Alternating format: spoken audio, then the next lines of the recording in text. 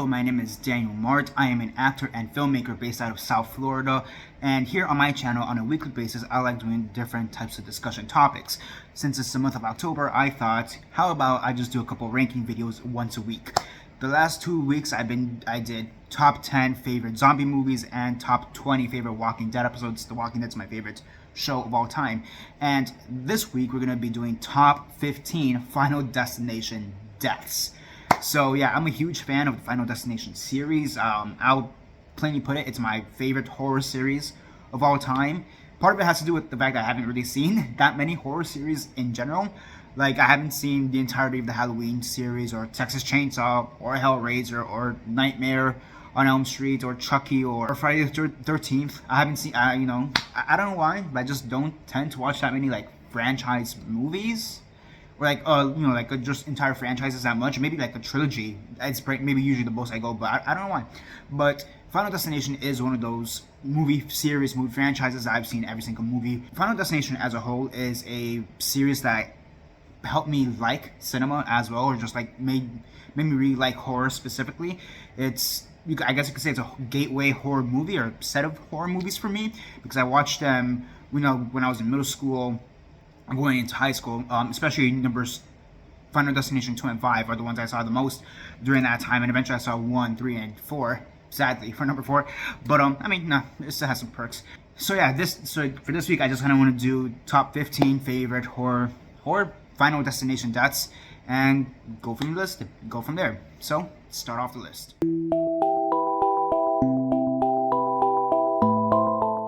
So at number 15, we have Roy Carson from Final Destination 5. He was the guy that Nate accidentally killed, the guy who got his hook through the head.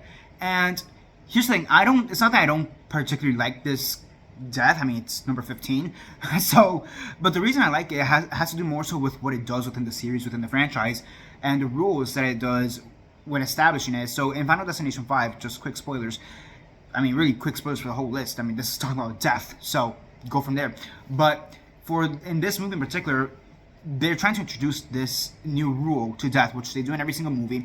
But in this movie, they're trying to say, hey, if you take a life, if you kill somebody, you get whatever time they had left, and that's the rest of your life from then on.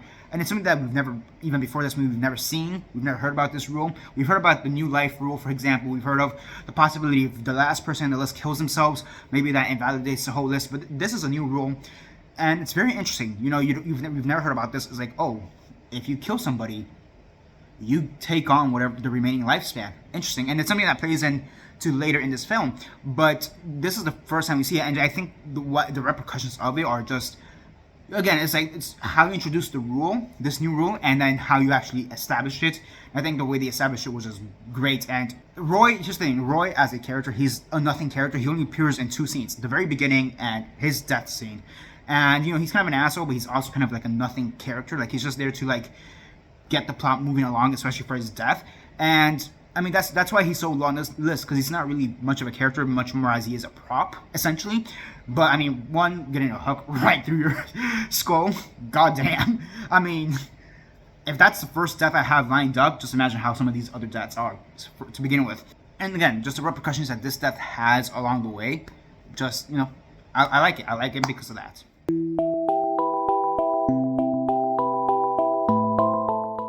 Next up, from Final Destination 4, not even arguably, just the worst film in the series. But from Final Destination 4, we have Samantha Lane. She's the one who gets a rock through the eye, essentially. I'll be honest, setup-wise, this is arguably one of the best deaths in the series, if I'm being honest.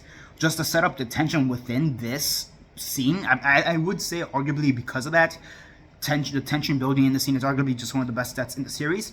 The reason it's just so low in number 14 is because this is a character, most of the characters in Final Destination 4 specifically, you do not give 2 shits about. And her being also an early death kind of helps, or I guess hurts her in that case, why you don't really care that much for her as a character. I mean, in the credits, she's literally credited as Samantha/MILF.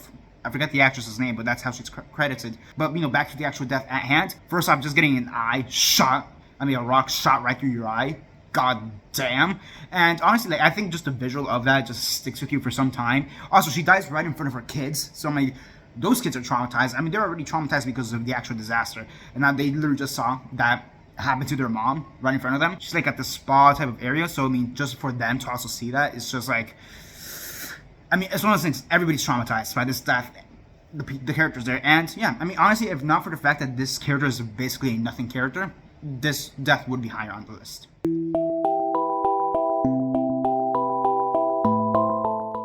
Next up, we have Rory Peters from Final Destination 2. He is the guy who gets a fence to the chest, trisected, and honestly, I think this was one of my, very early on, this was probably, I could make an argument that this was arguably my favorite death ever in the series, very early on when I first started getting into Final Destination.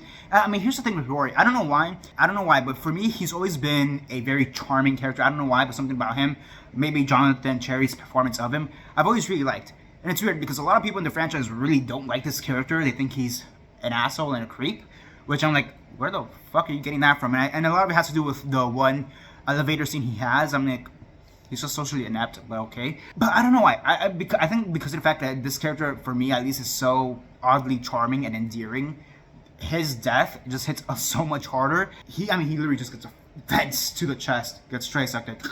And the face he does is kind of funny, in my opinion. The only thing that's kind of wonky about this death, and if you look at the behind the scenes videos and pictures of this, is the fact how they had to do death. They almost had to like stuff him extra, or the dummy they used for that, they had to like stuff it extra. And so it does, because of that, it does look just a little bit goofy on screen, but I could basically forgive that. It's a good death. I really like it, and it's on the list. Next up.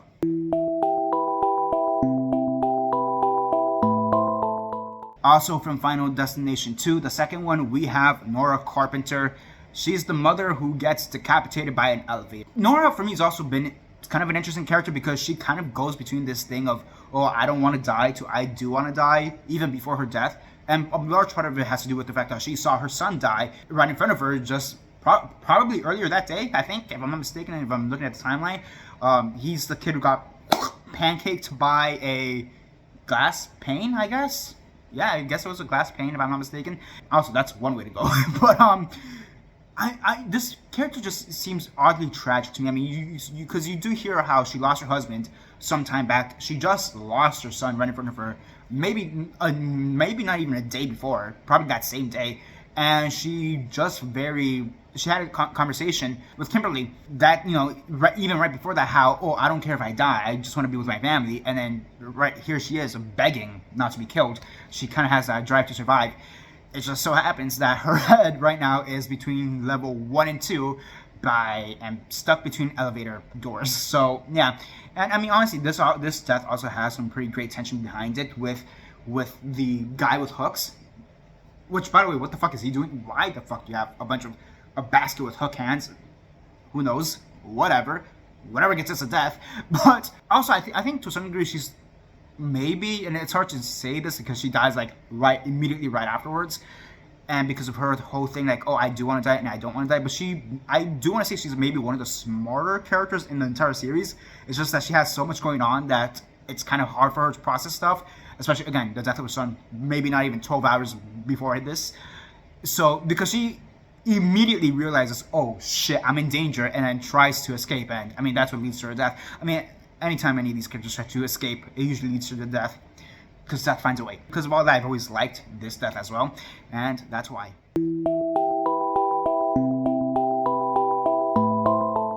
At number 11, we have Carter Horton's death, all the way from Final Destination 1, the original stinger death. So if you don't know what a stinger death is, it's basically the very last death at the end of the movie. All 5 Final Destination movies have a stinger death where literally within the last 30 seconds, a character dies. And this is the first one. Again, it goes back to that tension building. That's the thing I like about the Final Destinations movies in general. They just have even the fourth one, I'll give it credit. It has this way of building up tension, especially when it's leading towards the death, usually. Unless they don't want to and they just want to run people over with a bus or an ambulance, which we'll get to later. And they have this way of building up the tension, increasing it. Since this is the first one, we thought, oh shit, they survived, awesome. Guess not. And it's, you slowly see the signs again. You have Rocky Mountain High or Dust in the Wind, because those are the 2 songs that are associated with the franchise as a whole. I'm pretty sure it's Rocky Mountain High. They start hearing Rocky Mountain High in French. in the background, you see the deaths list, and Alex accidentally spills the wine and makes it look like blood. So here you really start seeing the signs, and you slowly understand, oh shit, something's going on. And then Alex almost dies the same way as Terry Chaney dies, by almost getting run over by a bus. And then this sign comes out of nowhere and is about to hit him, and Carter saves Alex, and then he's like, who's next? It's just that 5-second realization on his face where he's like, oh shit, I'm next, and you just see the sign coming behind him. I mean, you got the confirmation in the next movie that he dies, like, no shit, he got whacked by a fucking sign. I think for stinger deaths, and that being the first stinger death in the series, I mean, it's just amazing. Also, I'm pretty sure it's the only stinger death that we don't explicitly see, because it cuts off right before it. I think every single stinger death afterwards we do see, and that's honestly why it's so long. That I kind of wanted to see the corpse getting yeeted across the Parisian streets, but we didn't get that. But yeah, it's number 11, one of the best stinger deaths. Let's get on to the top 10 now.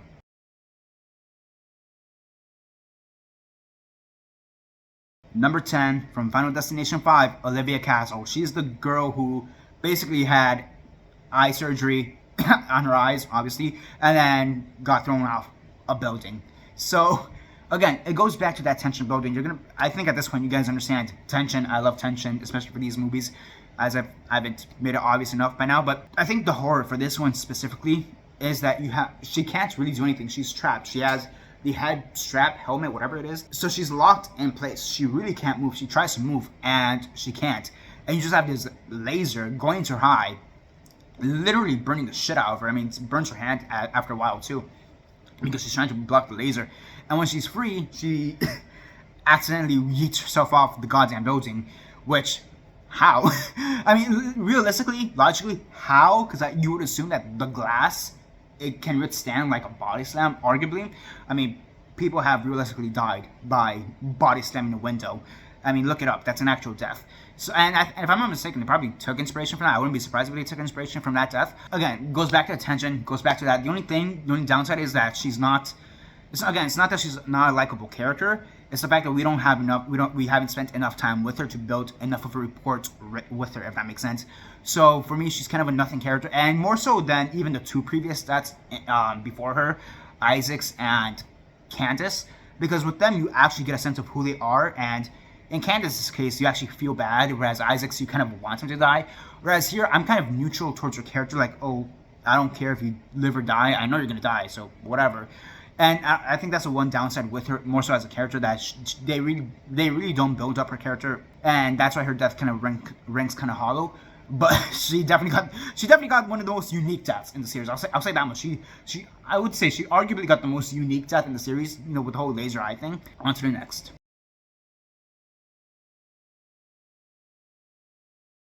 Next up, we have Carter Danel from Final Destination 4. Yes, we're actually going to recognize some Final Destination 4 deaths. I mean, we already did that with Samantha.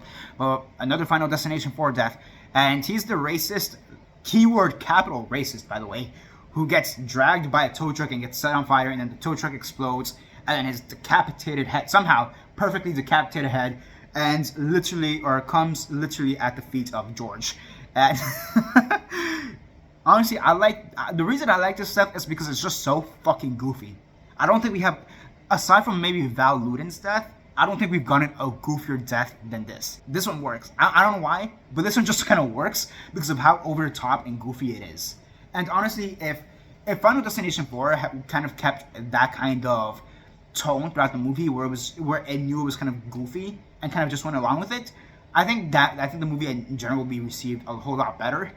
But they didn't. I'll be honest, I just like it because of how stupidly goofy it is. It's like even you hearing me say that, like, oh yeah, he gets dragged by his tow truck, gets set on fire, the tow truck explodes, and his decapitated head ends at the feet of the guy he was trying to harass. It's I don't know, it's just so goofy. And you have the song in the background, why can't we be friends? Why can't we be friends? And he's literally just screaming like, what the fuck is going on? And then that's when the hook happens on his foot. The hook hooks his foot, yeah. And then he gets dragged and burned alive, and it's just such a goofy death, and I like it, and I always laugh at it. And honestly, if you're a racist, yeah, might as well die at that point. The only thing I don't like, and it's again more towards the character, and it's oddly the fact it's not the fact that he's racist. I mean, like, yeah, he's racist, so he's a piece of shit. And of course I don't like that, but like it works for the character in a sense. But the one thing I don't like is the fact that they named him Carter, because we literally just had Carter back in Final Destination 1. Yeah, I mean, the series in general makes sure to never name their major characters or their major victims or whatever after each other, if that makes sense. So you won't have like two Joes, two Joeys, two Josephs or whatever. You may have like a Joe and a Joseph, that's one thing. But it's weird that they had two Carters. That's the one, and oddly enough, that's been a complaint for some reason. I mean, I can't say for some reason, but it's oddly a very loud complaint. I'm just surprised by like how loud that complaint is by people who like Final Destination.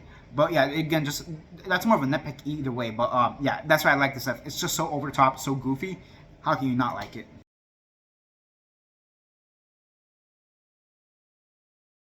Alright, next up, from Final Destination 3, we actually have two deaths in one. That is Ashlin Fraud and Ashley Harper. Yeah, I mean, these are the two girls who got burned alive in a tanning bed. I'll be honest, this death is also, these pairs of death, there's two of them, is also a little bit goofy. Not as goofy as Carter Daniels, to be honest, but like, I think part of it, why I like this death too, or these deaths, is because, again, how goofy they are in a sense. I mean, how many times do you see people get burned alive? I mean, to begin with. I say this as literally the last death we talked about was also somebody getting burned alive. And like a bunch of the deaths in Final Destination in general are people getting burned alive. I mean, Flight 180 is people getting burned alive in the sky, so yeah. But, I don't know, again, like, that's the thing with this death is similar to it. It's just very goofy, and I like it. But the other thing with it too is that it's actually horrific. Unlike Carter Daniels, where it's just like funny and stupid and goofy, this one actually does have some actual tension, and it's actually kind of horrific because of that, because you do see what leads up to it in a semi-believable manner, for the standards of the series, in a semi-believable manner. They have their drinks, they're told not to bring it in, yet they bring it in because, why not? Because, we are rich and popular, we can do whatever we want, and they're able to bring it in. And that eventually breaks the thermostat, I believe it's like the thermostat, or is it the heating system?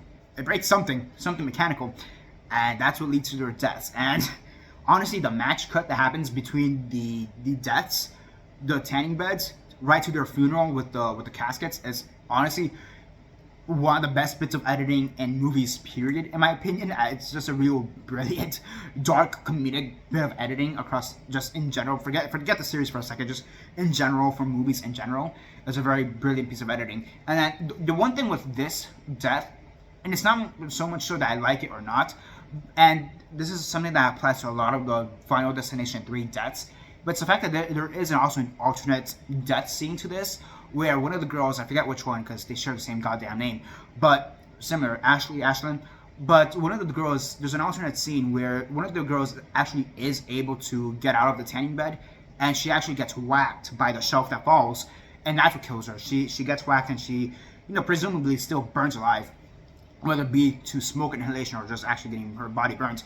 And yeah, a lot of the Final Destination 3 deaths do have alternate scenes, endings, edits, whatever. Yeah, Final Destination 3 in general just had a lot of things going on behind the scenes, and that's why a lot of the deaths were shot differently or whatever. Actually, if you ever find the DVD for Final Destination 3, actually look at the special features. It's actually pretty interesting. And special features isn't something people normally talk about for movies in general, but definitely check out the special features for Final Destination 3. It's some of the most wildest things you'll see, and in terms of like, oh, this could have happened instead of that. I mean, there's a part where one of the special features literally is a choose your own adventure story, like straight up, and it's kind of interesting. Not gonna lie. But yeah, on to the next.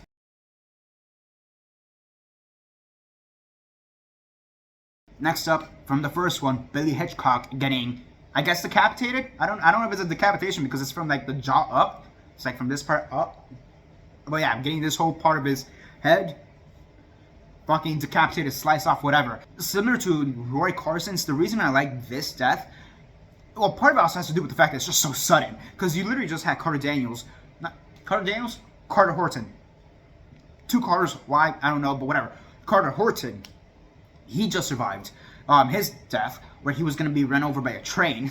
And he was also suicidal, on top of that. So, like, that's one of the few times where you actually see a character want to die. And, I mean, he was also going to take everybody with him who was in the car. Him, Alex, Claire, and Hitchcock. But back to this. But he survives, and during this movie, it's the first one, so they have to establish a lot of rules. And one of the rules that they established very early on is that if you survive the death that was intended for you, you get skipped, put to the back of the line, and immediately, the next person in line dies.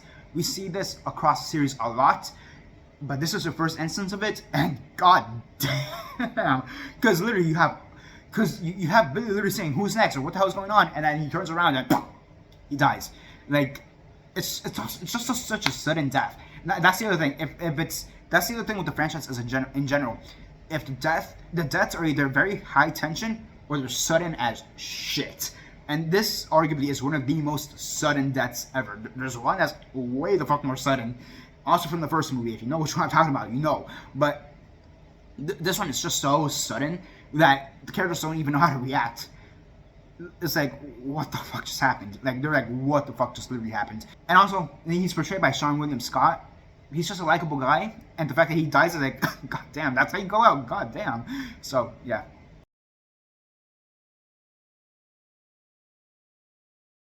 Next up, from Final Destination 2, we get the first death in Final Destination 2 if you exclude the people from the premonition, the accident. We have Evan Lewis, and again, this is another death that arguably could take the cake for goofiest death in the series. Yeah, I mean, you have this guy in his apartment. He somehow gets his hand stuck in the sink drain because he has the disposal system that's also getting him stuck because he just decided to buy a big ass Rolex, and now that got his hand stuck. His whole apartment is burning down because he doesn't know how to make fried chicken or chicken nuggets or whatever the fuck he was cooking. Actually, I think it was pasta. He was cooking pasta. What the fuck am I saying? He couldn't cook pasta for shit. He just can't cook for shit, period.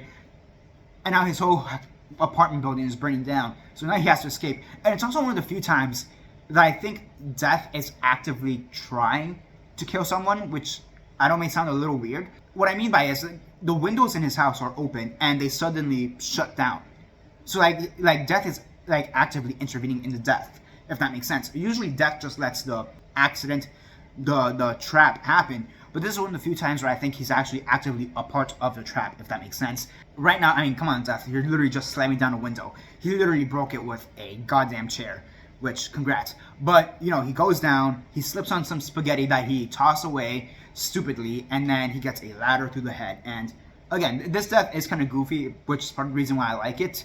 But it's also kind of sudden because I don't want to say you don't expect it, because once he's on the ground, he sees the ladder, like right on top of him, and he's like, holy shit, and then it slams down. I just think the cut from that editing wise is just I like the edit in that death, especially in that section. And I think that's why I say it's kind of sudden, because you don't expect it. I think, again, it's one of those things, editing, timing, you need to know when to cut your shots, and I think that's why it helps so much. Yeah, it's also another goofy death. I like it, but also because of that, death is actively in the trap trying to make him fail. So I really like it because of that.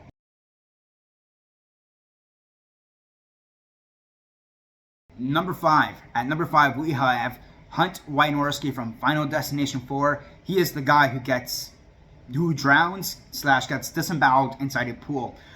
So, okay, here's the thing with Hunt. He is arguably the worst written character across the series.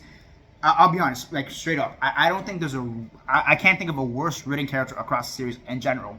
Even amongst the Final Destination 4 cast members, or characters, better said. I think he's the worst written one. And the main problem with him has to do with the fact that he's just an asshole.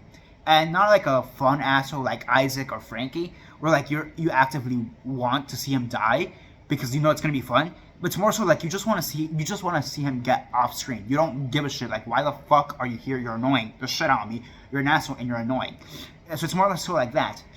But it's interesting because of that same logic that he arguably gets one of the goriest deaths in the series. I mean, if anybody talks about this character Hunt, it's always his death, because who the fuck gets disemboweled in a pool, their intestines coming out of their ass into the drainage? Another goofy death for sure, because I don't think the suction of a fucking pool drain will be that hard, but I guess for this guy it is. I mean, he's an asshole. He goes down by the ass. Go figure.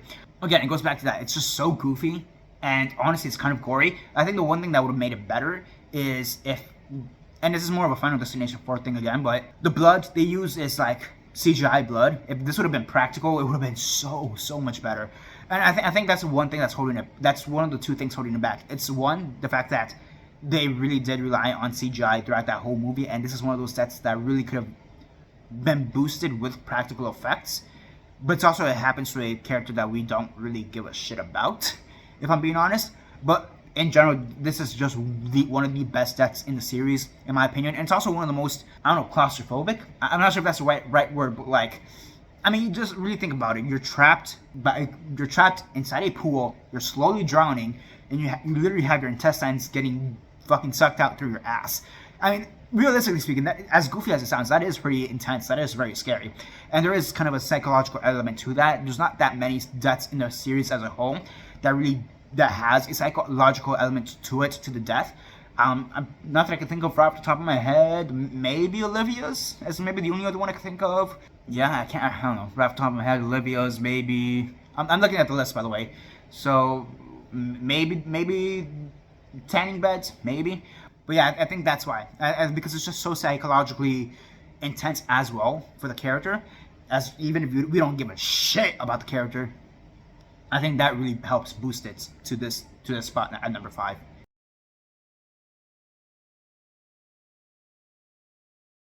At number 4, we have Todd Wagner, the first ever death in the franchise. And I say franchise specifically, not series. Franchise specifically. There's a difference when it comes to this franchise, and I'll get to it once I get to one of my higher picks.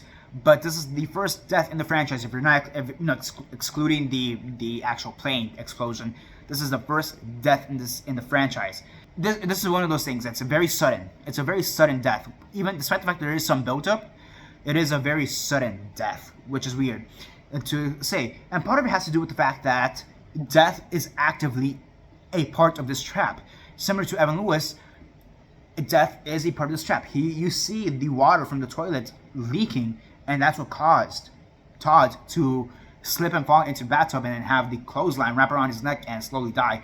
And similar to Hunt, this is one of the other deaths now that I can think of that actually does have some of a psychological element to it, because he sees the scissors but he can't reach for it, and he's slowly dying. And one of the things I've noticed recently when I'm rewatching Death, I don't know if I've ever noticed it beforehand, but I definitely noticed it this time, it's just his eyes. Like his eyes, because he's slowly choking to death, essentially because he's essentially getting hung, his eyes are slowly getting, I don't know if it's dilated is the right word, but his eyes change. The whites in his eyes are slowly turning to like reddish, brownish, they're getting, because he's suffocating, and if this was just like a regular rope on top of that, I mean, that's one thing.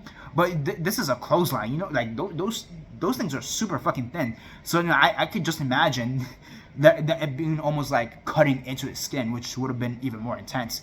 And yeah, I mean, honestly, that's the thing. This is arguably one of the most intense deaths in the series. And for it being the first one in the series, the franchise, it really knows how to kick it off.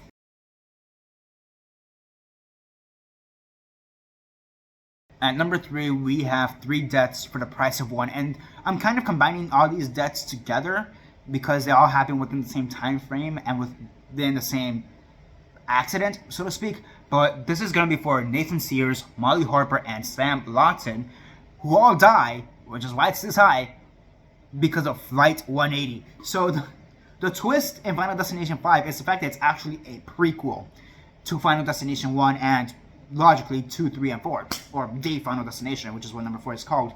So the fact that you have characters now who are now retroactively part of Flight 180, the accident from the first film, it's just mind-blowing. And here's the thing. The first 2 Final Destination films I saw, because of TV, they were always on TV, is Final Destination 2 and Final Destination 5. So for the longest time, I didn't actually know that was a twist. That was the beginning to Final Destination 1, the original Final Destination. I just thought, oh shit, another accident, and they are fucked. And then when I realized that, when I found that out, I'm like, holy shit, that's so cool. And so on the plane, you have Sam and Molly, who just survived the bridge collapse. Molly was always going to survive the bridge collapse, by the way, but Sam was going to die there. But it's the fact that them two are now on this flight, and now they know a premonition had occurred, and now they're going to die. They're no shot, they are dying, and It's again, the fact that they die in an accident, a premonition accident, and arguably the best premonition accident within the franchise, it's just amazing. It's just amazing. And then the reason why Nathan Sears is here, which is why I'm connecting to it, it's because going back to Roy, the first death I mentioned here, number 15, like I said, he took whatever lifespan Roy had left, he took it and he's going to live out the rest of his days. Here's the twist, and arguably the best Singer death we have in the entire series. Turns out that he was also going to die around the time of Flight 180. Now, I highly doubt that he was actually going to be on board of Flight 180, but he was always going to die sometime around there. Now, Nathan has a coworker who was like, oh yeah, he was always going to die. He has like an aneurysm. His veins are going to burst any day now. The second he hears that, you have one of the gears, one of the plane wheels crash into the bar he's in, and that's how he died. So that's why I'm connecting all three of them, and it's just like, holy shit, like that 5-second realization. The coworker says that to Nathan. Nathan's like, really? And then 5 seconds later, he gets crushed by the wheel from the Flight 180. It's just like, Jesus Christ. Jesus Christ. So yeah, that's why I'm combining all three of these. So yeah, that's what we have for number 3. And honestly, one of the best, just the best set of Singer deaths in the entire series.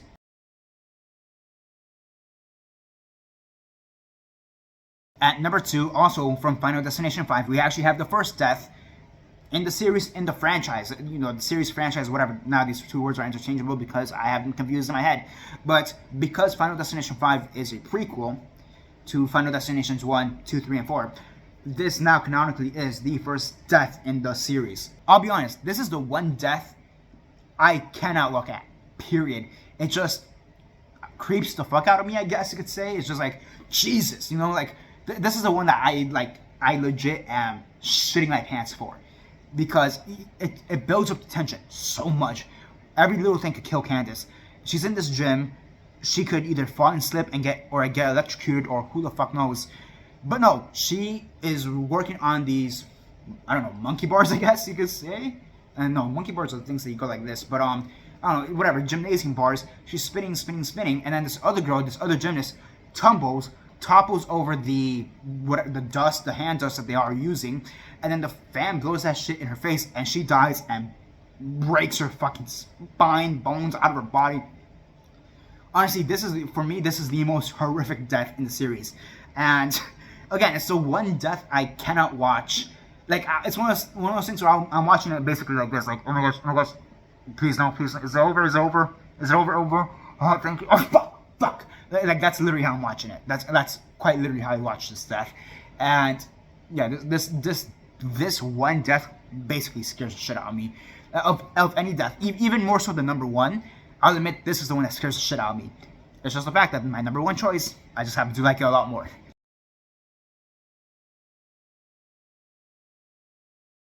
And at number 1, we have Terry Chaney's death.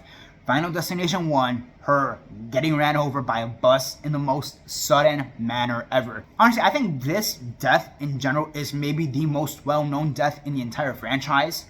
For sure. I really can't think of any other death on this list, or any death in the series, excluding the actual premonitions, that are actually this well-known. Not that I could think of. And honestly, this is such a famous death, especially within the franchise, that they actually had to repeat it again in Final Destination 4 with George when he got ran over by a ambulance. I mean, that's how iconic this death is.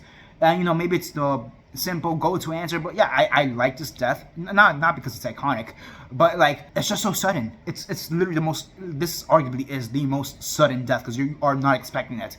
I mean, you have the whole group who just conveniently is all in front of this one coffee shop. They're all bitching at each other. She tells everybody, shut the fuck up, and I wish you can all drop fucking dead. She walks 2 steps and bam. And yeah, it's just so sudden. I like it. There's no tension to it. It just happens, and goddamn, because of that, it is my favorite death in the series. Now, very fast, I do want to go over some quick honorable mentions. Them being Kat Jennings from Final Destination 2, Frankie Cheeks from Final Destination 3, Luis Romero from Final Destination 3, Aaron Ulmer from Final Destination 3, a lot of Final Destination 3 deaths here, and Isaac Palmer from Final Destination 5, Those are my quick honorable mentions. Just wanted to get them out very fast. So that is it for the list. What are your thoughts? What is your favorite Final Destination death? Comment all that down below. Let me know. And that's basically it for now. This is Daniel Mart signing off.